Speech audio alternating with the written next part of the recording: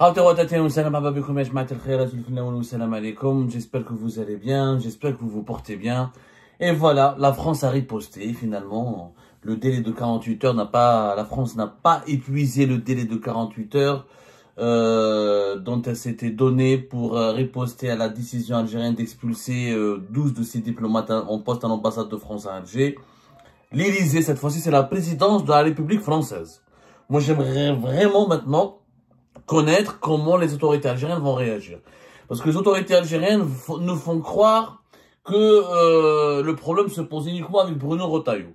Que le problème se pose uniquement avec le ministère français de l'Intérieur. Là, c'est l'Élysée. Vous pouvez aller sur l'Élysée.fr. La présidence de la République française vient d'annoncer qu'elle riposte, qu'elle convoque que l'ambassadeur de France à Alger, il est convoqué, il va retourner, il va quitter l'Algérie pour être pour consultation, et que la France a décidé d'expulser à son tour 12 diplomates algériens qui sont en poste en France. Voilà ce que dit le communiqué de la présidence française. La France prend note avec consternation de la décision des autorités algériennes d'expulser 12 agents diplomatiques servant auprès de notre ambassade à Alger. Cette décision qui méconnaît les règles élémentaires de nos procédures judiciaires est injustifiée et incompréhensible. Les autorités algériennes prennent la responsabilité d'une dégradation brutale de nos relations bilatérales. Dans ce contexte, la France procédera symétriquement à l'expulsion de 12 agents servant dans le réseau consulaire et diplomatique algérien en France. Le président de la République a décidé de rappeler pour consultation l'ambassadeur de France à Alger, M. Stéphane Romaté. Ça, c'est le communiqué de l'Élysée. Ce n'est pas Bruno Retailleau, c'est Emmanuel Macron. C'est la présidence française. Donc, vous n'allez pas nous dire que le problème maintenant est uniquement avec Bruno Retailleau. C'est l'Élysée, c'est la présidence française qui parle de consternation, qui parle d'une décision des autorités algériennes d'expulser 12 agents diplomates, 12 diplomates de l'ambassade de France à Alger, d'une décision incompréhensible, d'une décision qui n'est pas juste, d'une décision qui méconnaît les règles élémentaires de nos procédures judiciaires, d'une décision injustifiée. Et on ne s'arrête pas là. Le communiqué de la présidence française ne s'arrête pas là, puisqu'il est rajouté que dans ce contexte difficile, la France défendra ses intérêts et continuera d'exiger de l'Algérie qu'elle respecte pleinement ses obligations en son égard. S'agissant tout particulièrement de notre sécurité nationale et de la coopération en matière migratoire. Ces exigences vont avec l'ambition que la France continuera d'avoir pour ses relations avec l'Algérie, compte tenu de ses intérêts, de son histoire et de ses liens humains existants entre nos deux pays. L'intérêt même de la France et de l'Algérie est de reprendre le dialogue. Le président de la République appelle les autorités algériennes à faire preuve de responsabilité dans le cadre du dialogue exigeant et constructif engagé le 31 mars dernier avec le président algérien. Voilà, la France donc lance un avertissement clair et net au régime algérien. La France affirme qu'elle défendra ses intérêts, qu'elle continuera d'exiger de l'Algérie qu'elle respecte pleinement ses obligations à son égard et qu'elle ne va pas transiger sur sa sécurité et sur la coopération en matière migratoire. Et que ces exigences ne vont pas elle n'exige pas cela pour avoir de l'hostilité à l'égard de l'Algérie. Elle tient à avoir de bonnes relations avec l'Algérie, mais elle a des intérêts, elle se doit de défendre ses intérêts.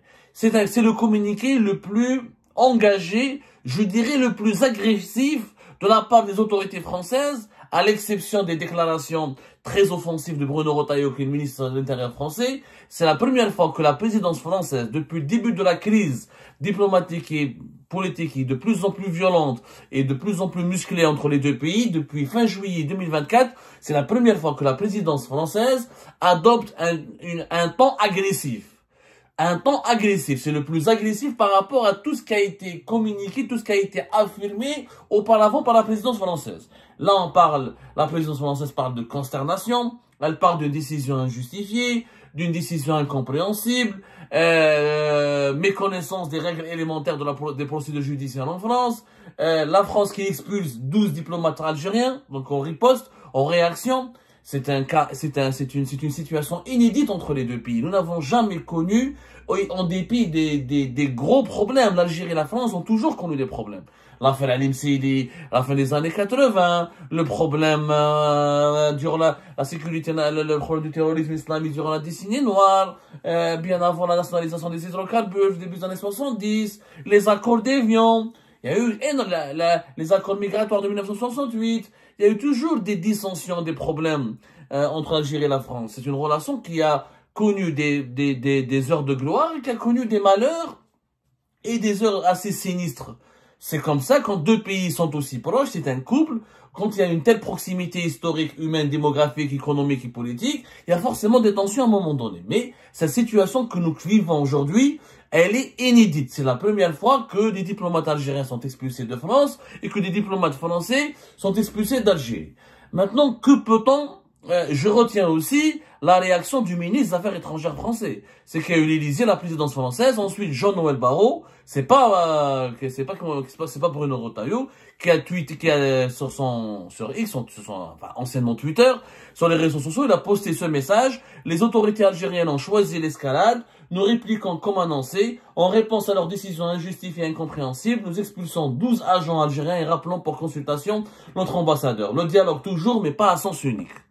Il y a un ras-le-bol français. Là, on sent qu'il y a un ras-le-bol. Je crois que les Français, ils en ont marre, carreau. Il y a eu un ras-le-bol, le dialogue à sens unique.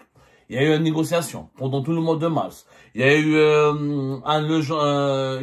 la principale conseillère des affaires diplomatiques concernant le Maghreb et le Moyen-Orient qui s'est déplacée pendant 3 jours discrètement et secrètement à Alger à la fin du mois de mars. Il y a eu la visite de Jean-Noël Barrot le 6 avril. Il y a eu le coup de l'échange téléphonique, le long échange téléphonique entre Tebboune et Emmanuel Macron. Il y a eu des discussions, il y a eu des négociations. Mais ça n'avance pas avec le régime algérien. Ça n'avance pas, ça bloque toujours.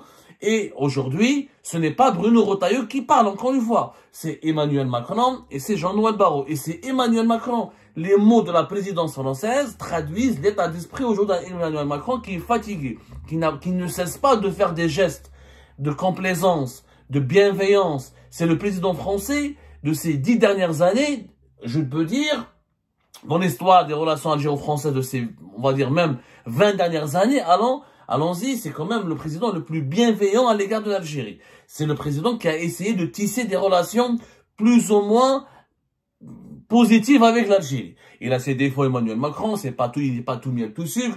Il va pas défendre les intérêts de l'Algérie à la place des Algériens. Il est président français, il est censé, il est payé, il a été élu pour défendre les intérêts des Français à la place. Voilà, il est censé, il défend les intérêts des Français en tant que président des Français. Maintenant, nous nous sommes retrouvés dans une impasse. C'est bon. L'ambassadeur français va quitter Alger. Pendant combien de jours, on va savoir, pour consultation. Déjà, c'est une mesure à travers laquelle la France exprime son ras-le-bol. Elle expulse 12 diplomates algériens et elle recourt à la menace. Elle en a marre. La France, maintenant, elle en a marre. Elle dit que il faut arrêter, à un moment donné, franchement, et je pense que les autorités algériennes doivent réfléchir. L'Algérie a le droit de se défendre. Mais quand elle est agressée, est-ce qu'elle a été agressée aujourd'hui par l'affaire judiciaire d'MLDZ? C'est une affaire judiciaire. Ce n'est pas Emmanuel Macron ou Bruno Retailleau, comme il a été affirmé par les autorités algériennes, qui ont demandé l'incarcération d'un agent du consulat d'Algérie à Créteil. Il y a eu une affaire grave. Il y a eu séquestration, enlèvement. Oublions qu'il s'agit d'MLDZ. Vous n'aimez pas MLDZ. MLDZ est un voyou, est un salopard, est un connard. Mais même les connards et les salopards, on n'a pas le droit de les tuer, de les séquestrer et de les enlever. On ne peut pas faire ça. On ne peut vraiment pas faire ça.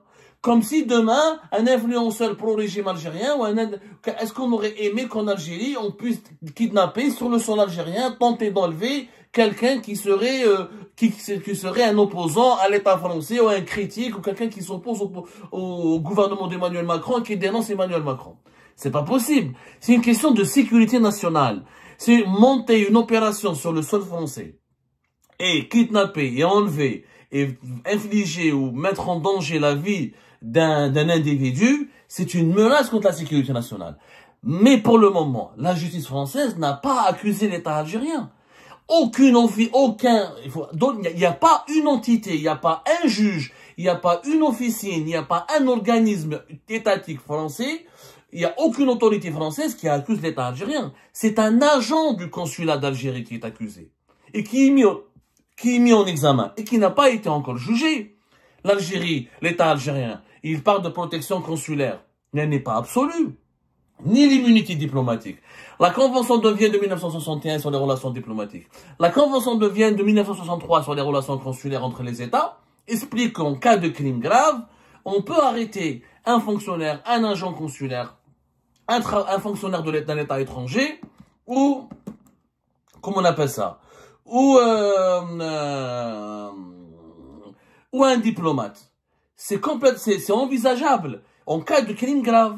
Là, on parle de séquestration, d'enlèvement. Il s'agit d'une entreprise terroriste. Donc, c'est potentiellement un crime grave. Mais, à aucun moment, les juges français ont lancé. Est-ce qu'il y a eu un mandat d'arrêt international contre Tebboune? Non. Est-ce qu'il y a eu un mandat d'arrêt international contre Chengreha? Non. Est-ce que les juges ont inculpé des hauts responsables en fonction au gouvernement algérien? Non. L'enquête, elle est en cours.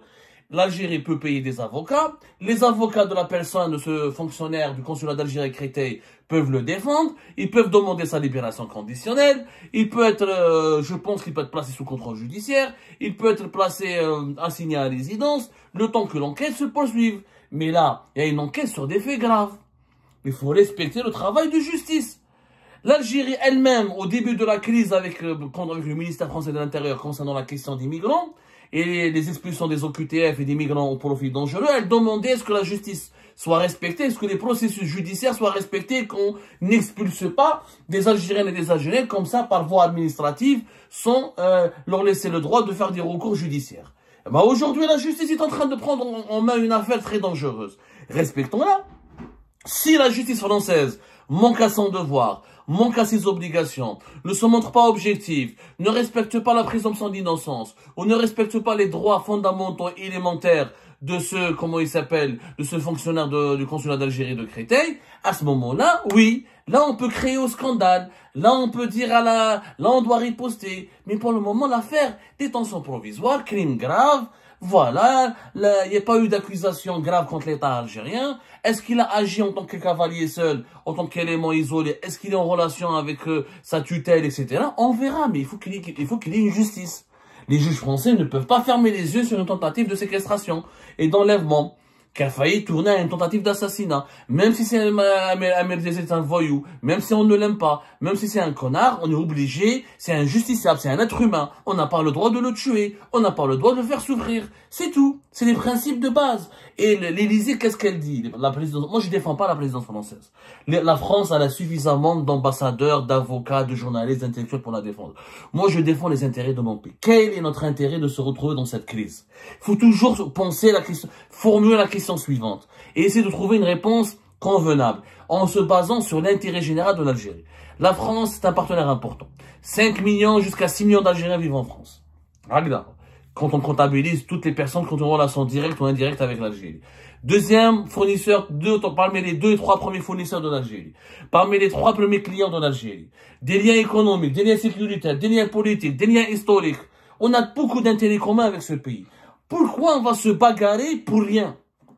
Pour le moment, il n'y a rien. Faut dire la vérité. C'est une enquête judiciaire. C'est grave, c'est choquant qu'un fonctionnaire du consulat d'Algérie de Créteil soit enfermé en prison, mais l'affaire, elle est grave.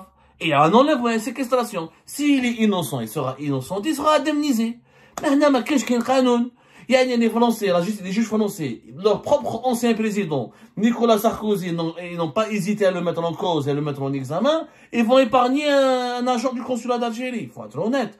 J'ai l'impression que le gouvernement algérien, que le régime algérien veut contraindre la France à adopter une certaine attitude.